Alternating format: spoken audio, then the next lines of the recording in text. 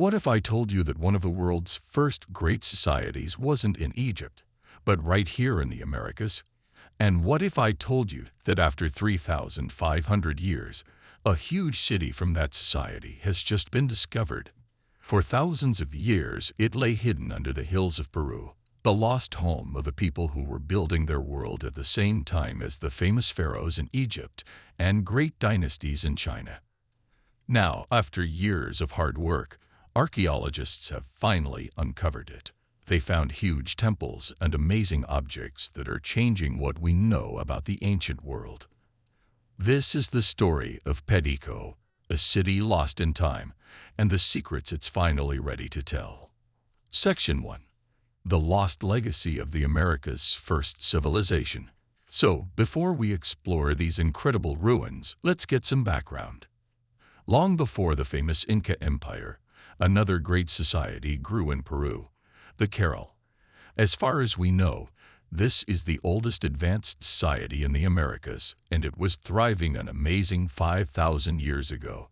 They built huge cities with giant pyramids, sunken round plazas, and clever watering systems, all without using wheels or metal tools.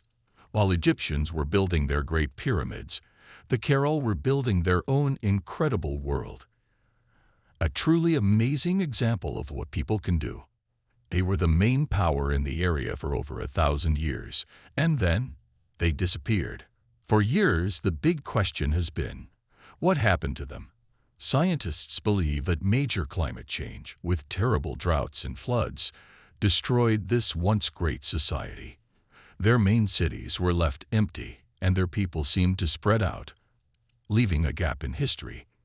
It was a mystery that confused scientists for years. What happened to the people who survived? Where did they go? The answer, it turns out, was buried just a few miles away. The discovery of Perico is now giving us the next important chapter in this amazing story. Section 2. The Discovery. A ghost city awakens. For 8 long years, a team of archaeologists, led by the famous Dr. Ruth Shady, the same expert who made the sacred city of Carol famous, worked very carefully at a spot in the Soup Valley. And this wasn't just a lucky find. After years of careful digging, they officially announced the discovery of the city of Perico in July of 2025. This was part of a focused search to find out what happened after the Carol society fell apart. Perico was started between 1800 and 1500 BC, right around the time the great Carol cities were being left behind. Where they built it shows how strong these people were. It was set nearly 2,000 feet above sea level on a high, flat area of land. It was put there on purpose to be safe from the terrible floods and landslides that probably destroyed their old homes. This high ground not only protected them, but also gave them a great view of the valley, making it a natural fort and a guiding light for other groups living in the area. Dr. Shady and her team think that Perico was a direct follow-up to the Carol culture, a society that came back to life after being destroyed by climate change. It was a place where survivors came together, adjusted to new conditions, and built a new city, carrying the traditions and knowledge of their ancestors with them. They picked a spot that wasn't just safe, but was also a key meeting point, perfectly placed to become the new center of their world. They weren't just surviving, they were planning a comeback. Section 3. Inside Perico. Exploring the monumental heart. Walking through Perico today is like stepping into a ghost city that has finally woken up. So far, archaeologists have found at least 18 major buildings, which shows us it was a complex and very well-planned city. The city was carefully planned, with separate areas for religious temples, government buildings, and homes for the people. In the middle of it all is a large central plaza, a common feature in Carol buildings, that would have been the busy center of city life. But the most amazing discovery is a huge group of public buildings. One building in particular stands out, the B2 building, which researchers have nicknamed the Ceremonial Hall of the Pututus. This wasn't just any building. Its size and location tell us it was one of the most important centers for government and beliefs in the city.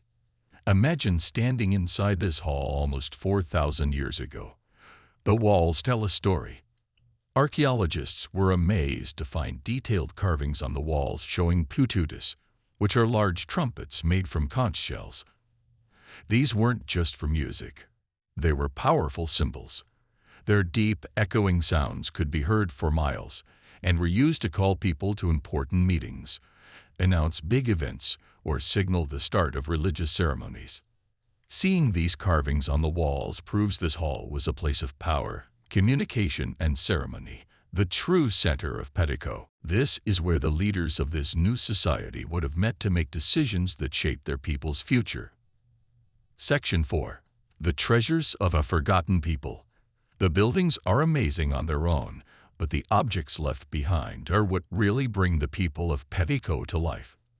Inside the Hall of the Pututas and other buildings, researchers found a wonderful collection of objects that tell us about their rich world of art and belief. They've dug up an amazing collection of clay figures that were never baked. They show detailed human-like characters, some with animal parts, and other objects used in ceremonies. Finding small monkey statues is especially interesting because it suggests they knew about and had contact with faraway Amazon jungle areas. The people of Petico also loved beautiful jewelry. Archaeologists have found beautiful necklaces made from many different materials. These include beads made from rare and colorful stones, animal bone, and special spondylus shells, which came from warm ocean waters far away. Finding these materials is solid proof that they had a large and well-organized trading system. Along with these artful treasures, many stone tools were found, like grinders, hammers, and anvils, the tools they used for daily life and for building. But maybe the most important finds are the ceremonial objects and the pututas themselves, which were found safely kept inside the city's most important buildings. These items show us a society with many rituals. They likely held ceremonies to honor their gods, giving thanks for surviving and praying for a good future. Each object is like a puzzle piece, showing us a society that was not just practical and strong, but also very artistic and spiritual. CTA. Discoveries like this are changing the history books right now, and we want to bring you along for the ride.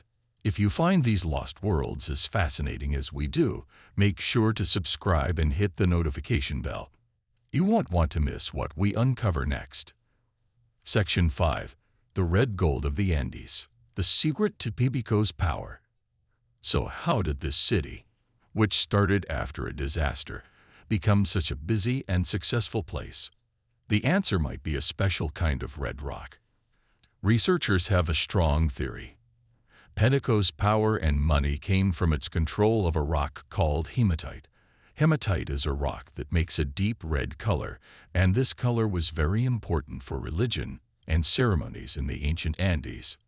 This red gold was probably used to paint pottery, decorate important buildings, and for religious ceremonies. By controlling the digging and treating of this valuable red rock, Petico could become a very important center for business. This idea is supported by its location. The city was in the perfect spot for trade, a place archaeologists have called a city of social integration. It was a key link between the three main areas of ancient Peru: the fishing towns on the coast, the farming groups in the mountains, and the many different cultures of the Amazon jungle. Goods and ideas would have passed through Petico. Imagine traders bringing dried fish and special shells from the coast, potatoes and quinoa from the mountains, and colorful feathers and medicine plants from the Amazon. In the middle of it all was Petico, managing all this trade and offering its most valuable product, the special red color from hematite. This trade didn't just make them rich, it made them powerful. It connected them to many different groups of people and made them the clear center of their world. Section 6. Rewriting Ancient History. Finding Petico is more than just finding another old ruin. It's a discovery that is completely changing how we see the ancient Americas.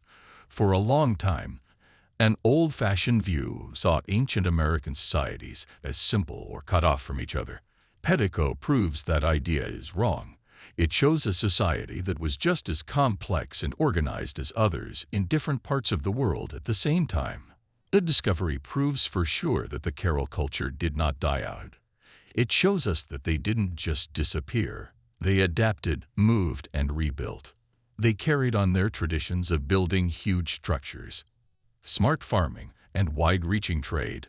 Pedeco is an amazing symbol of how people can bounce back from environmental disasters, a story that feels very important for our world today. The city is proof of how connected the ancient world of the Andes was.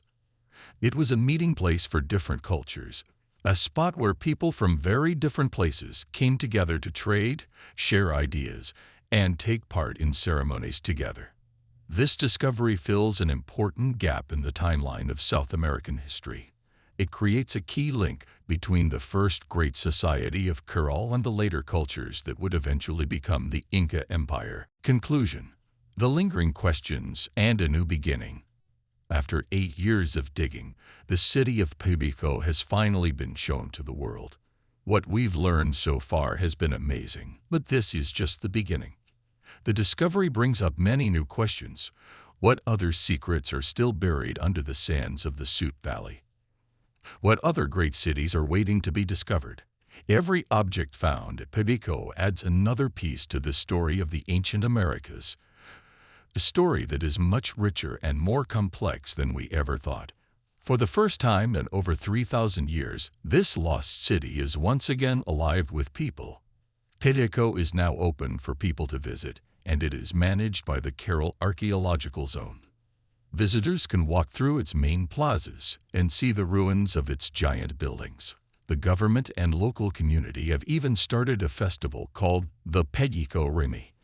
It's a celebration of culture and history that brings the spirit of this ancient place back to life. Peruvian is no longer just a place for archaeologists. It's a living piece of history, a direct link to a strong and determined past, and a powerful reminder that there are still lost worlds out there waiting to be found.